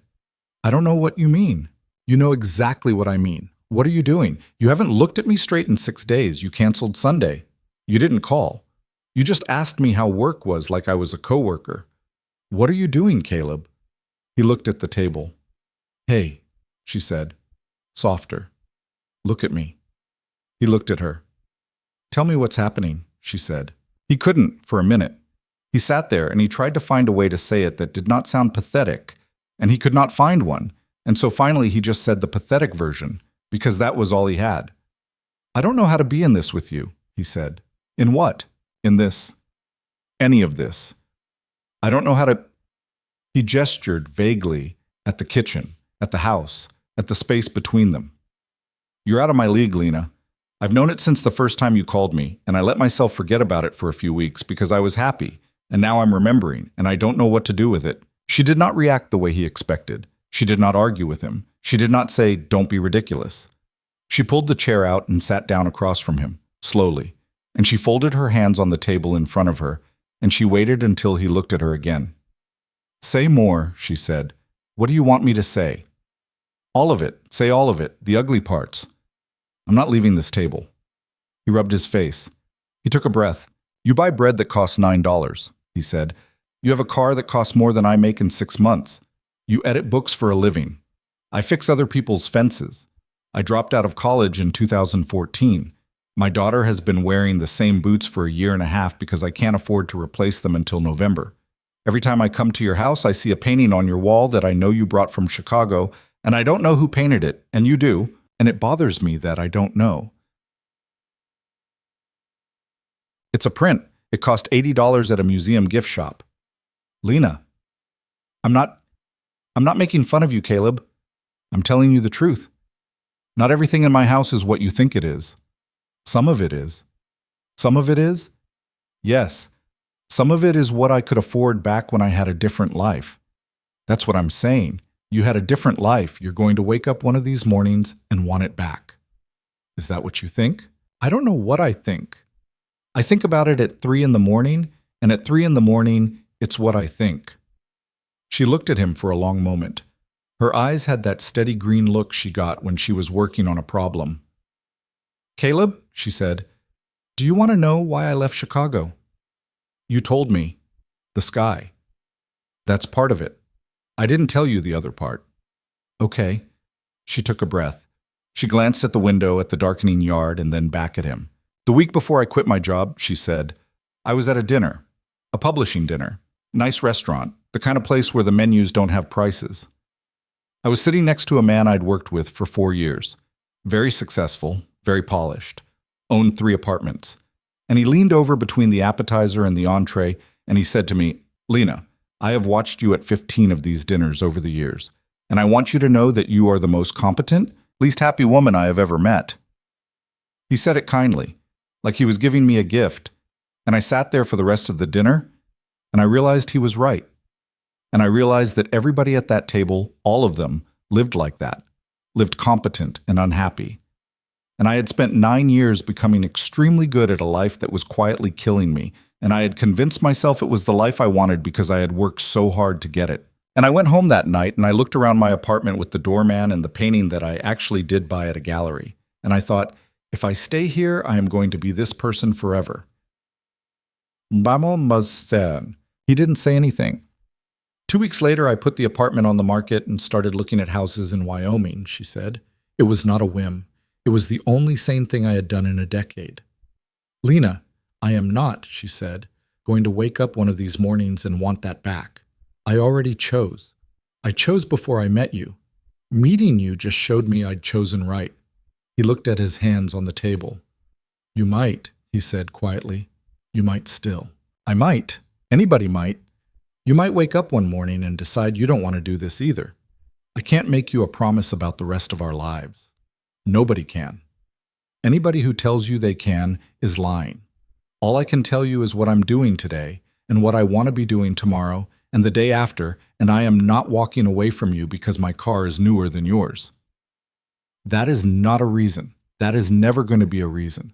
If you want to walk away from me, find a better reason than that, because that one makes me angry, Caleb. It makes me angry. He looked up at her. She was not crying. She was furious, in a quiet way, the way she got when somebody mistreated a book. I'm sorry, he said. Don't apologize yet. I'm sorry anyway. Caleb, I'm scared. I know you're scared. I've been scared the whole time. I know. I don't know how to not be. I don't either. I just don't run when I'm scared anymore. That's the only thing I've learned. I used to run. I don't anymore. And if you're going to run, I need to know now, because I have a life I'm trying to build. And I don't, her voice caught finally, just once. I don't want to build it around someone who's going to run. He reached across the table. He put his hand over hers. She let him. I'm not going to run, he said. You've been running for 6 days. I know. Don't do it again. I won't. Promise me. I promise. They sat there for a long time. The casserole was getting cold on the counter. Outside, Mia's school bus went by on the next street over, the sound of it thin and clear in the evening air. Saturday came, and the day was bright and cold in the way of late summer days in the high country, the kind of day that hinted winter was not so far off. Caleb had a short job in the morning, a broken porch step at the Andersons, and he came home at noon and found Mia sitting on the living room floor with a box of crayons and Lena on the couch with her laptop open, and neither of them had heard him come in. Mia was saying, "But if you and Daddy get married, do I get to be in the wedding?" Lena, to her enormous credit, did not freeze. She set the laptop aside slowly, and she came and sat on the floor next to Mia with the kind of careful physical attention a person only had when they knew every word was going to count. Mia, she said, I'm just asking.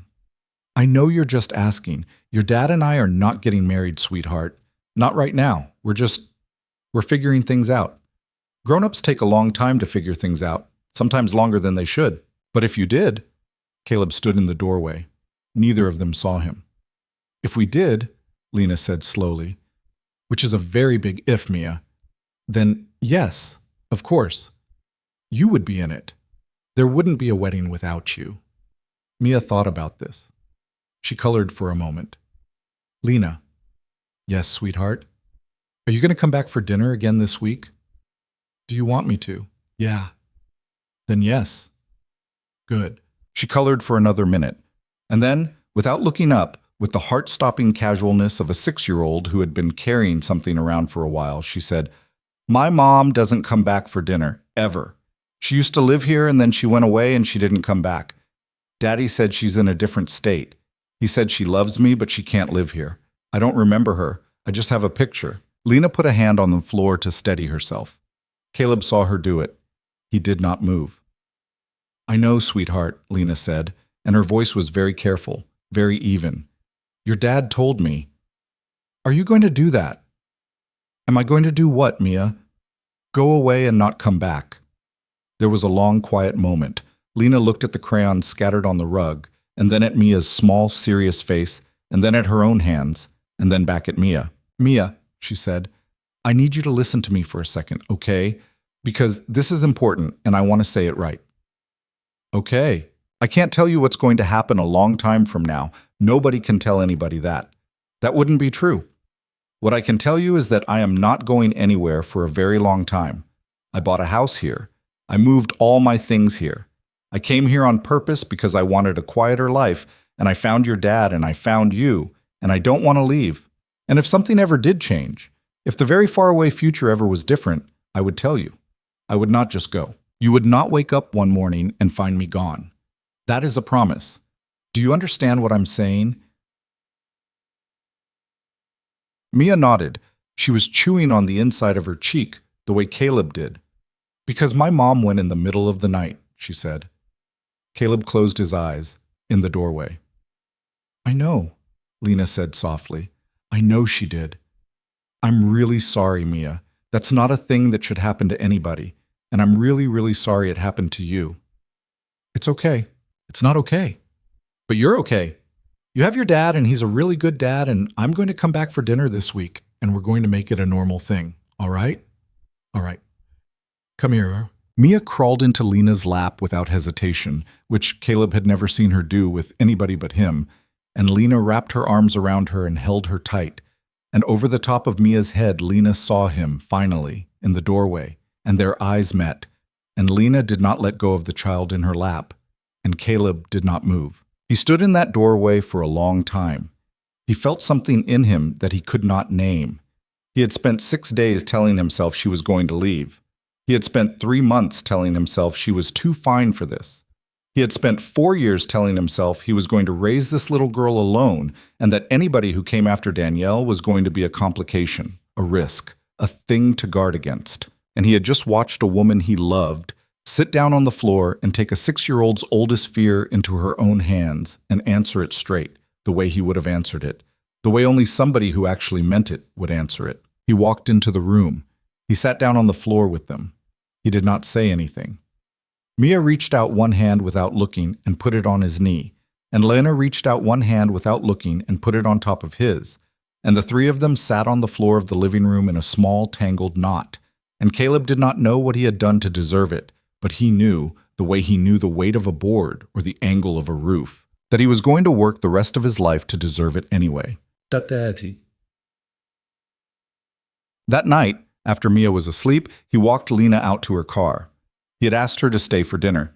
They had eaten the casserole she had brought the week before, finally, reheated, and Mia had fallen asleep on the couch watching a movie, and he had carried her up to bed, and now Lena was going home because it was a Saturday, and they had not yet, neither of them had yet, had the conversation about what it meant for her to not go home.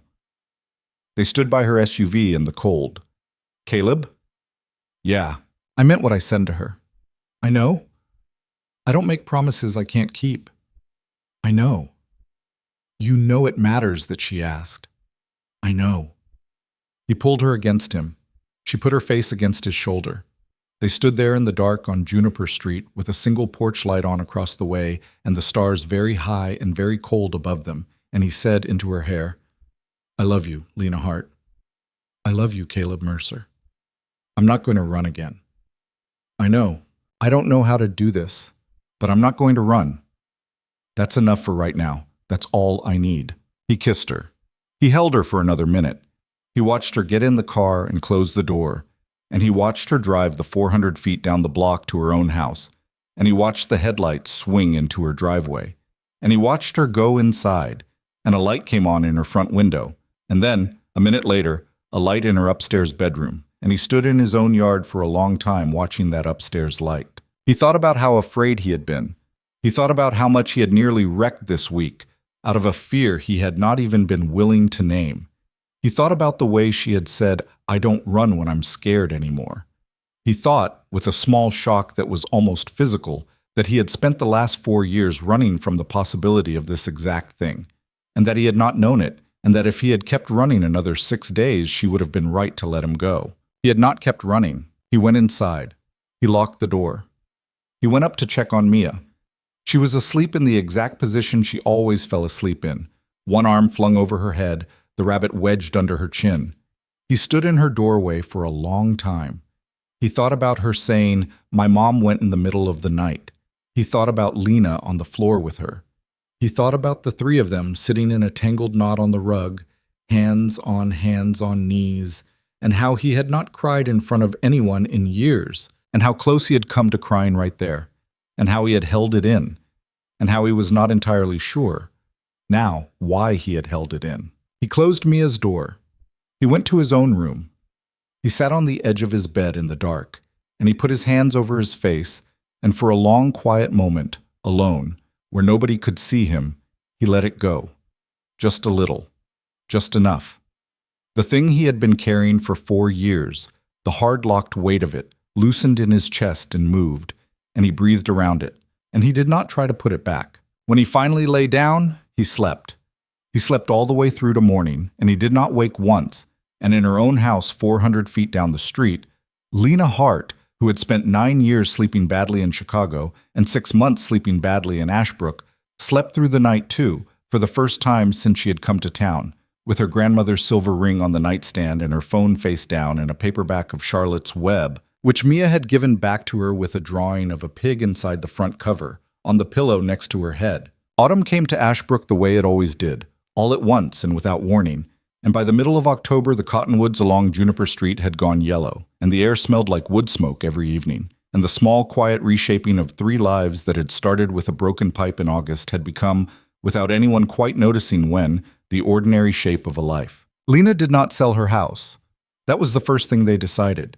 She kept the gray place with the porch, because it was hers, because she had bought it with money her grandmother had left her, and because neither she nor Caleb believed in the kind of haste that looked like bravery, but was really just impatience wearing a nicer coat. She stayed there most nights of the week and at the house on Juniper 2 or 3 nights, and on Sunday mornings all 3 of them ate breakfast in whichever kitchen happened to have more eggs. Mia got used to it faster than either of them expected. She had, at 6.5, a kind of clear-eyed practical heart that Caleb was never going to stop being grateful for. She packed her little backpack with her rabbit and her toothbrush and her current library book, and she walked between the 2 houses like a small citizen of a country only she understood. And she called Lena's place the other house, without any drama, as if this was how the world had always been arranged. The money thing sat between them for longer. Caleb did not pretend it didn't. He had to learn, and it cost him something to learn, that Lena was not going to let him turn his pride into a wall. She made more than he did. That was simply true. She had savings, and he did not. That was also true. They had a conversation about it in her kitchen one Sunday in September. A long one, not an easy one, with the coffee going cold between them, and in the end they worked out something that both of them could live with. He kept paying his own rent on the Juniper house. She kept paying her own mortgage. Groceries, when they ate together, came out of whichever wallet was closer. Mia's school things, her clothes, her doctor, all of that stayed his. When Lena wanted to pay for something bigger, a new transmission for the Ford that winter, a weekend at a cabin in the Bighorns that spring, she asked, and he said yes or he said no. And when he said no, she didn't push. And when he said yes, he didn't feel small about it. It was not perfect. There were still nights when he lay awake and did the math in his head and felt the old shame creep back up his throat. But he did not run, and she did not give up on him, and they kept, every week, choosing each other over the version of things that would have been easier. Danielle called in November. That was the other thing, the thing Caleb had been half bracing for since the storm, and when it came it was smaller and stranger than he had imagined. She called on a Tuesday evening from a number in Oregon, and her voice on the line was older than he remembered, smoke-roughened, and she said she was sober now, 11 months, and she wanted to know if she could send Mia something for Christmas. She wanted to know if she could, maybe, someday, a long way off, talk to her on the phone. She did not ask to come to Wyoming. She did not ask for anything Caleb couldn't give. Caleb stood in his kitchen with the phone against his ear, and he looked through the doorway at the living room, at Mia on the floor showing Lena a drawing, and he said, quietly, "Yes, you can send her something, and we'll talk about the phone. Not yet, but we'll talk about it."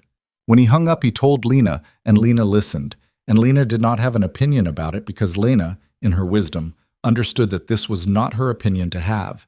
She only said, "However you want to do it, I'm with you." And Caleb realized, not for the first time, that this was what she gave him that nobody else ever had. She let him be the father of his own daughter without trying to soften it or steer it or make it easier for her own comfort. She just stood next to him and let him do it, and when he needed her, she was there, and when he didn't, she wasn't in the way. Mia did not ask about her mother much after that, but she did sometimes, and Caleb always answered honestly, and Lena, when the subject came up, sat with them and did not disappear into another room the way some women would have. She knew she was not Mia's mother. Mia knew she was not Mia's mother. Nobody was pretending. And precisely because nobody was pretending, something simpler was allowed to grow in the space that was left over, which was the straightforward fact of a woman who had chosen to be in a little girl's life and was going to keep choosing it. On a Saturday in early December, Caleb took Mia to the reservoir. It was cold. The water was halfway to ice. He had not been back to that spot since the afternoon in August when Mia had fallen asleep on Lena's leg under the cottonwood tree, and he felt it when he pulled into the small gravel lot, the year turning around on itself, the shape of everything that had happened since. Mia got out of the truck in her two small boots and her puffy coat and her new mittens that Lena had knitted for her badly, the thumbs too long, and she ran down to the water's edge and threw rocks at the thin skin of ice at the margin. And Caleb stood with his hands in his pockets and watched her. Lena drove up behind them 20 minutes later with coffee from the place on Main Street, and Mia turned around at the sound of the second truck, and her whole face did the thing it did now whenever she saw Lena, which was to light up without any guarding at all, and she ran back up the slope yelling, "Lena, Lena, there's ice." "There's ice? There's so much ice, come see." Lena handed Caleb a coffee without saying anything and took Mia's hand, and the three of them walked down to the water together, and Mia showed Lena the ice with the enormous ceremony of a child showing something important. And Lena, who had seen 1,000 miles of ice in her life, made the appropriate small sounds, and Caleb stood a little way back and drank his coffee and watched them. He thought about a lot of things, standing there. He thought about the man he had been on the morning the pipe broke. He thought about that Caleb, 40 minutes behind, in 2 different socks, pouring cereal for a little girl and getting a phone call he had almost not picked up. He had not known, that morning, what the day was going to be. He had not known that the woman on the other end of that phone line was going to change the whole shape of his life. He had not known that he was 4 minutes and 400 feet away from the moment that would reorganize everything he thought he understood about himself.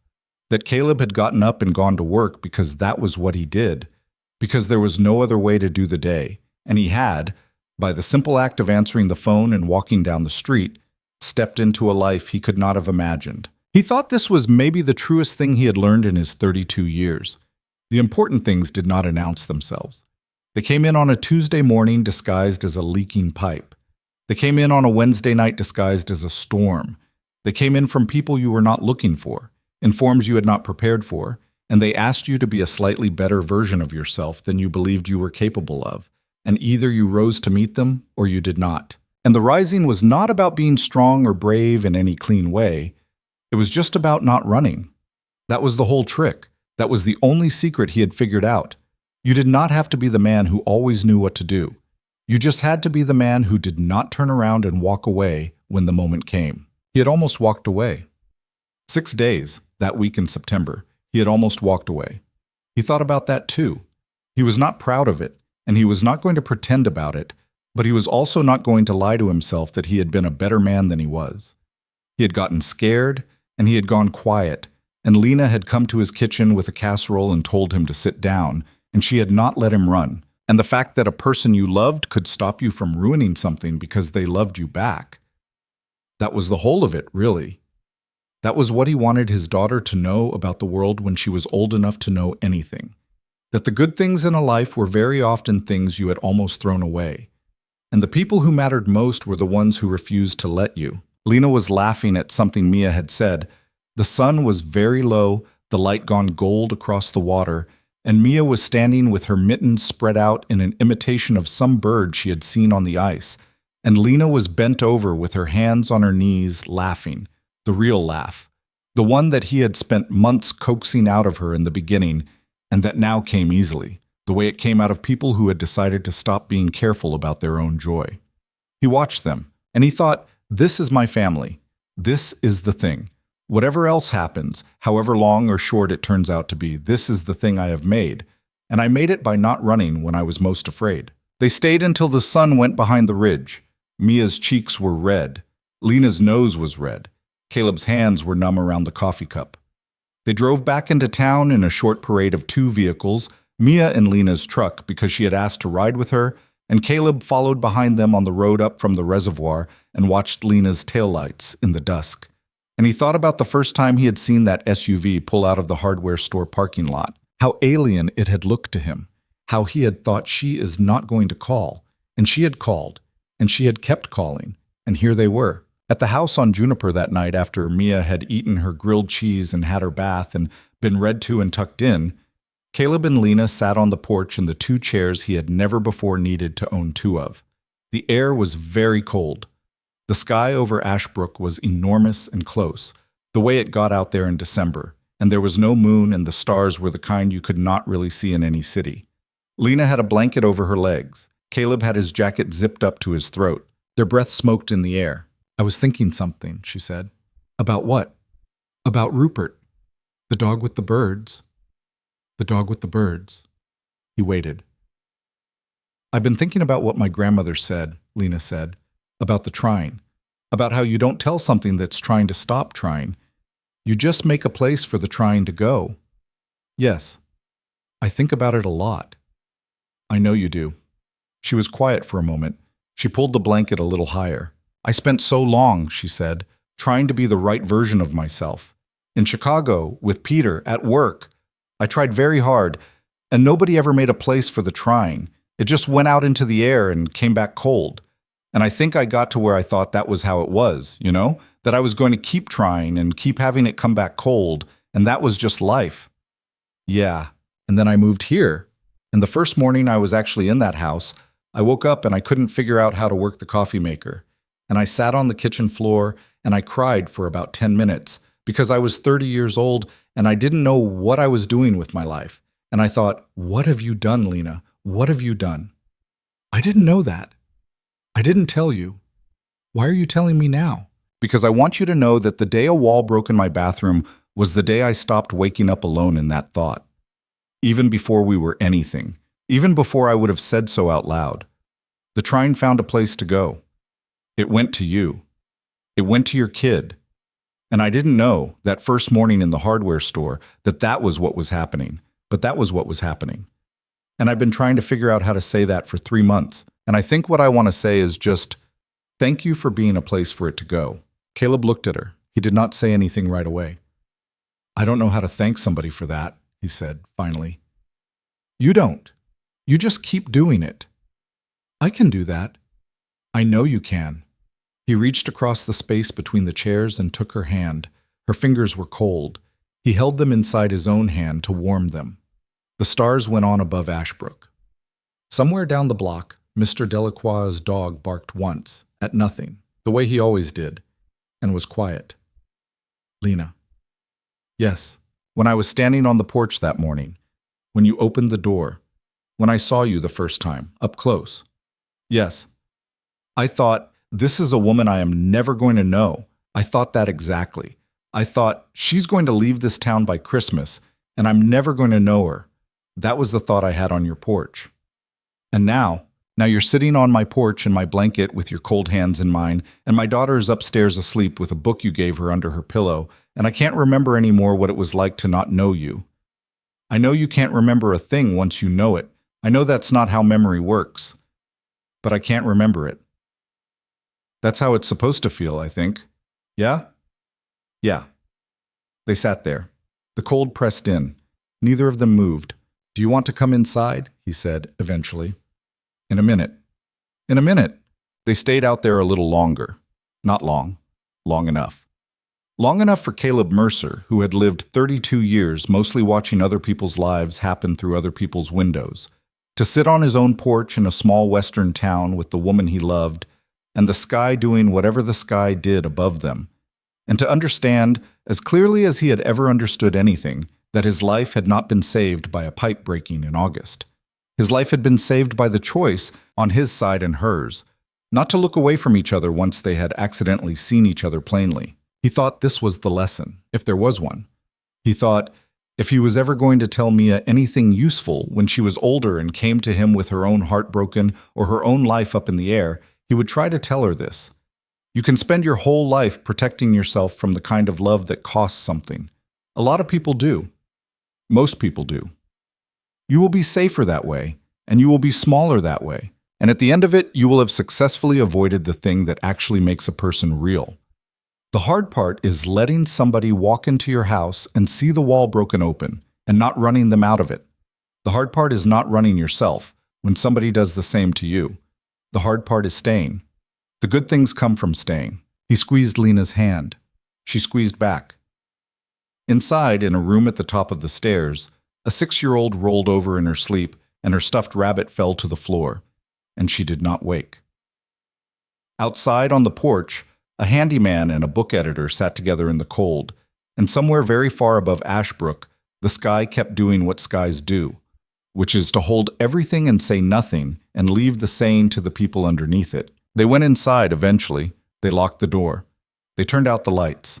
The house on Juniper Street, like every house on the block, settled into its own small quiet, and 3 people inside it slept, and the winter came in steadily around them, and the town, as it always had, kept on.